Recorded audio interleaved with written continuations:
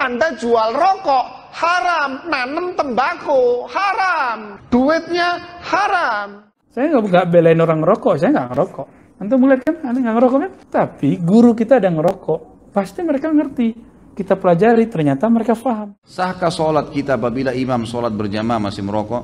Sudah dijelaskan gitu kan, rokok haram, haram, nggak boleh merokok. Rokok nggak ada di Quran, teman-teman. Di Quran itu tidak diharamkan. Rokok jelek, nggak ada yang bilang rokok itu baik. Yang bilang bahwa rokok itu baik, manfaat, ya tukang rokok. Ada nggak pengharam rokok di Quran? Kalaupun ada, pasti itu ijtihadi. Kalau hukum ijtihadi, pasti zonni. Kalau ada zonni, ujung-ujungnya khilafiyah. Mau gimana lagi? Susah ini kalau dapat orang pintar kayak gini. Maka tolong, yang masih mengatakan makruh, belajar lagi tentang rokok, manfaat dan bahayanya. Apakah rokok itu haram dan maksiat? Ya rokok haram dan gak ada kebaikan bagi rokok. Itu Bahlul nggak tuh yang ngomong begitu? Antum tahu Bahlul nggak? Khamar di Quran, orang yang minumnya nggak disebut musyrik. Ini mulut, ini hidung, Allah kasih buat apa? Buat nafas, bukan knalpot bajai. Nah ini menyedihkan teman-teman. Ada orang yang bukan basic agama, nulis buku tauhid, dia masukkanlah perasaan rokok ke masalah tauhid. Kacau nggak tuh? Rokok haram, haram, nggak boleh merokok. Duitnya haram. Bahlul ente, ya. Kita boleh sebut Bahlul aja deh. Itu udah nggak, ini persoalan fikih, khilafiyah, dimasukin ke bab usul. Udah langit sama bumi. Ini pakai akal, karena yang ngerokok juga ada juga insinyur, ada juga dokter, bahkan juga ada dokter. Kalau akalnya waras, mesti tinggalkan rokok itu. Rokok jelek, nggak ada yang bilang rokok itu baik. Atau orang kafir, atau orang kafir. Nah, inilah kekacauan umat di situ mulainya. Khamar nggak pernah disebut musyrik kok, orang rokok disebut musyrik. Kalau masih ada ustadz yang ngerokok, ini nggak waras. Ini ustadz, jangan kasih ngajar, ustadz itu jangan kasih ngajar. Ini nggak waras, rokok di sana. Bukan knalpot, kita terus saja. Ini akalnya di mana? Jangan-jangan antum terhalang belajar sesuatu ilmu cuma karena performan yang nggak cocok dengan mindset kita. Nah coba tanggalkan mindset itu. Ini yang saya maksud, tanggalkan jubah. Nggak masuk ilmunya. Masih ngerasa dirinya alim, udah nggak lewat tuh. Dalilnya mana? Dalil. Yang kita minta dalil. Yang kita pegang apa? Dalil. Kembalikan sekarang umat ini kepada dalil. Dibalik lagi, hukum rokok apa? Rokok nggak ada di Quran hukumnya. Ada nggak di sunnah? Ada nggak di ijma? Ada nggak di qiyas? Belum ketemu.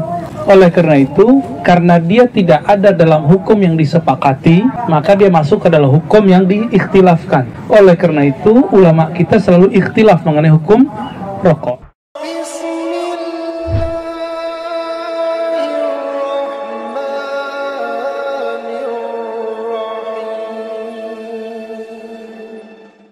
Bapak-bapak yang melakukan Allah itu kan bukan fisik. Allah itu bukan fisik. Bahkan Allah itu lebih halus, lebih suci daripada suatu yang metafisika. Kalau kita masih membayangkan dia ngerokok, masih dia kenal Allah lah, ada kaitannya, ya. Jangan ngerokok. Seorang pembunuh 100 orang itu masih bisa kenal Allah kok. Ngerokok nggak bunuh orang secara beringas, itu masih pelan-pelan. Saya agak lucu dengar ada seseorang ngomong, ngerokok itu syirik. Ya, dulu guru saya yang Khidriyah ini nyarankan salah satu ustadz yang terkenal dengan ilmu zikir, dengan jamaah zikir, dikabari beliau, selama ente masih hidup bertorikotlah. Dia nggak mau. Kenapa? Dia ngelihat orang bertorikot suka ngerokok. Loh, apa kaitannya ma'rifatullah dengan ngerokok? Ngerokok kan urusan fikih. Ulama ahli fikih berdebat gara-gara ada buku yang nyebutin rokok itu syirik. Tuh, itu Bahlul nggak tuh yang ngomong gitu? Antum tahu Bahlul nggak? Tahu Bahlul nggak? Memang ada Bahlul ya. Khamar di Quran, orang yang minumnya nggak disebut musyrik. Rokok nggak ada di Quran, teman-teman. Saya nggak belain orang ngerokok, saya nggak ngerokok. Antum melihat kan, aneh nggak ngerokok kan? Itu nggak ngerokok kok. Tapi guru kita ada ngerokok, pasti mereka ngerti. Kita pelajari, ternyata mereka paham. Di Quran itu tidak diharamkan. Ada nggak pengharam rokok di Quran? Kalaupun ada, pasti itu ijtihadi. Kalau hukum ijtihadi, pasti zonni. Kalau ada zonni, ujung-ujungnya khilafiyah. Mau gimana lagi? Ya. Kecuali ada ya, la tashrabud dukhan fa innahum apa? Aduh, kita nggak bisa buat ayat soalnya. Udah ada, paling surat dukhon ya. Surat dukhon bukan surat rokok. Nah ini menyedihkan teman-teman. Ada orang yang bukan basic agama, nulis buku tauhid, dia masukkanlah persoalan rokok ke masalah tauhid. Kacau nggak tuh? Bahlul ente. Ya? Kita boleh sebut bahlul aja deh. Ya, udah nggak, ini persoalan fikih, khilafiyah, dimasukin ke bab usul. Udah langit sama bumi. Nah, inilah kekacauan umat di situ mulainya. Ya, khamar nggak pernah disebut musyrik kok. Orang rokok disebut musyrik. Ya. Nah, hati-hati. Jadi jangan-jangan antum terhalang belajar sesuatu ilmu cuma karena performan yang nggak cocok dengan mindset kita. Nah, coba tanggalkan mindset itu. Ini yang saya maksud. Tanggalkan jubah. Jubah-jubah keilmuan, jubah-jubah harokah, jubah-jubah tarekatnya. Kalau ngaji-ngaji ilmu marifat terus tanggalin itu. Nggak masuk ilmunya. Masih ngerasa dirinya alim, udah nggak lewat, udah nggak masuk. Nah itu maka tadi kita berdoa, ya Allah cabut rasa kibir di dalam. Ya, sampai sekarang itu pasti ada, kan Allah nggak langsung kabulkan. Nah, semoga pelan-pelan dengan ngaji begini, Allah buang dikit-dikit. Syukur-syukur kalau dibuang langsung. Amin. Ya, kalau dibuang langsung kan sama kayak orang ada duri di badannya, dicabut langsung kan bisa pendarahan. Coba buka satu ayat di Quran, ada nggak yang menyebutkan rokok haram? Yang ada cuma kalimat wala tulqu bi aidikum ila tahluka. Jangan kamu biarkan dirimu terjebak kepada kehancuran. Tapi itu kan bukan ayat rokok. Hanya penafsiran tentang itu, beberapa orang ulama saja bahwa rokok haram ini ayatnya. Tapi ayatnya nggak ngomong itu kok. Jadi saya apresiasi kalau Bapak sudah nggak ngerokok. Kalau yang ngerokok itu nggak ada urusannya dengan ma'rifatullah. Mengenal Allah itu urusannya ruhani.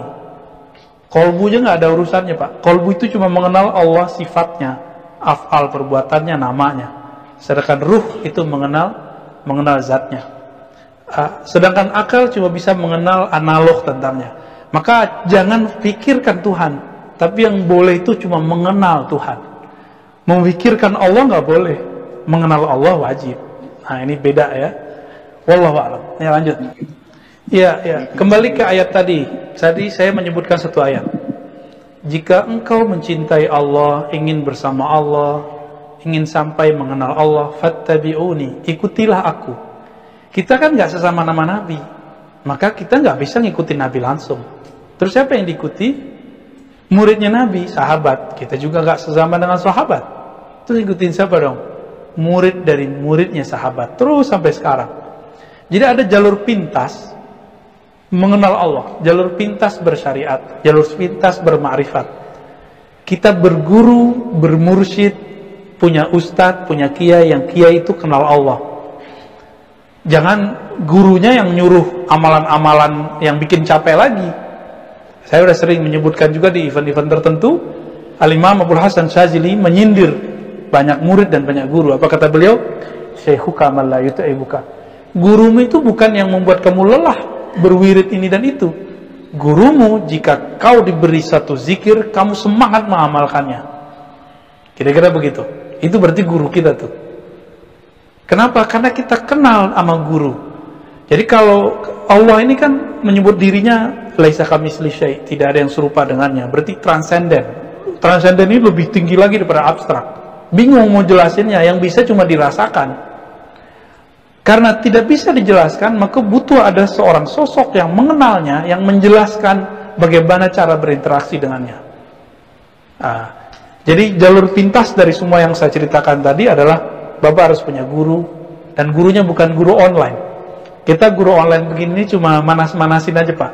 Dan mesti saya gantung, nggak boleh saya buka, karena ilmu ini ilmu rahasia, rahasia Allah Ta'ala. Ilmu rahasia sama dengan benda berharga.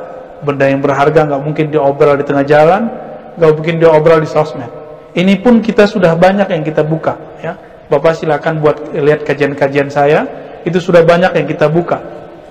Tapi masih dalam batas-batas yang diizinkan oleh oleh guru-guru kita, masyayikh kita. Baik.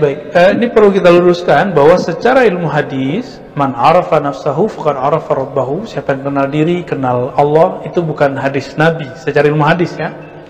Namun ini perkataan Imam Yahya bin Mu'az Ar-Razi. Ya, di-unmute dulu ya. Jadi ini perkataan Imam Yahya bin Mu'az Ar-Razi, salah satu ulama ahli hadis dan juga ahli ma'rifatullah di zamannya.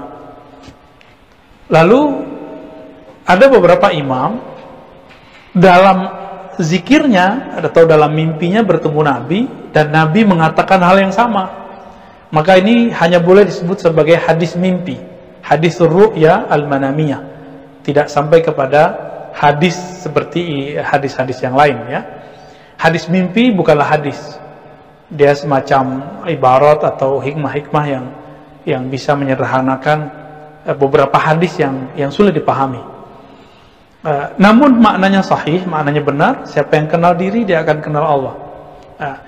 Kita ini kan menurut kita, saya, Bapak, misalnya Bapak Ridaya mengatakan saya itu tubuh yang zahir. Enggak, tubuh yang zahir itu baru saya yang zahir, saya yang fisik. Saya Ar-Razi, ini nama bisa diganti. Bahkan di kampung saya punya nama lain. Di teman kampus saya dulu saya punya nama lain. Di pesantren saya punya nama lain. Jadi kalau nama yang tubuh fisik ini lain. Yang dikasih nama di pesantren, di kampus, di kampung, itu kan bukan fisik ini saja, tapi ada sisi lain yang diberi nama. Siapa yang dia itulah yang bisa berkoneksi dengan Allah Subhanahu Wa Taala. Saya pernah membahas juga surat Shad ayat 71-72 bahwa Allah Ta'ala berfirman, sesungguhnya aku ciptakan manusia daripada tanah. Setelah disempurnakan, lalu aku tiupkan ke dalamnya ruh. Maka tiupan itu, ruh itulah yang bisa mengenal Allah. Allah itu, Bapak, saudara bakal Allah, zat yang disebut Qadim. Qadim ini tidak berawal, tidak berakhir. Transenden kalau bahasa akidahnya. Kita ini baru, kita ini fisik. Tidak mungkin fisik bisa mengenal yang tidak fisik. Jadi fisik ini hanya bisa mengenal sesuatu yang fisik. Akal hanya bisa mengenal sesuatu yang masuk akal. Qalbu hanya bisa mengenal nama, simbol, sifat. Sedangkan ruh, dia bisa mengenal sumber dari semua itu. Jadi yang mesti dipentingkan di umur kita sekarang, saya juga nggak tahu, kita kan potensi untuk tiada ini bisa dalam waktu yang dekat. Kita nggak tahu. Semoga umur kita panjang dalam taat kepada Allah. Tiba-tiba besok COVID, tiba-tiba besok kena penyakit ini, mati, kan kita nggak tahu. Maka mulailah niat dari malam ini, jangan reject lagi, jangan susah. Kalau masih begitu susah terus sampai akhir. Cobalah mulai kemudian masuk kepada perenungan batin, perenungan ruh. Ya, udah lama mungkin di antara Bapak ini sudah ada yang belajar tarekat, belajar masuk aliran ini, aliran itu. Coba mikir-mikir ke diri sendiri. Apa yang salah dari sholat saya? Kok sudah masuk aliran ini sholat saya nggak khusyuk juga? Sudah masuk tarekat ini sholat saya nggak khusyuk juga? Apa yang salah? Berarti orientasi keilmuannya yang belum nyampe. Kenapa? Karena masih sibuk dengan dalil-dalil yang zahir, dalil-dalil indeks, masih sibuk dengan angka-angka zikir, belum mengenal yang punya dalil, belum mengenal yang kita zikirkan. Maka kenalilah diri ini mengenal sumber dirinya, yaitu Allah Subhanahu Wa Taala. Demikian Pak Ridaya dan Bapak-Bapak semua, barangkali itu yang dapat saya sampaikan pada malam ini. Semoga bermanfaat. Saya mohon izin, mohon pamit. Assalamualaikum warahmatullahi wabarakatuh.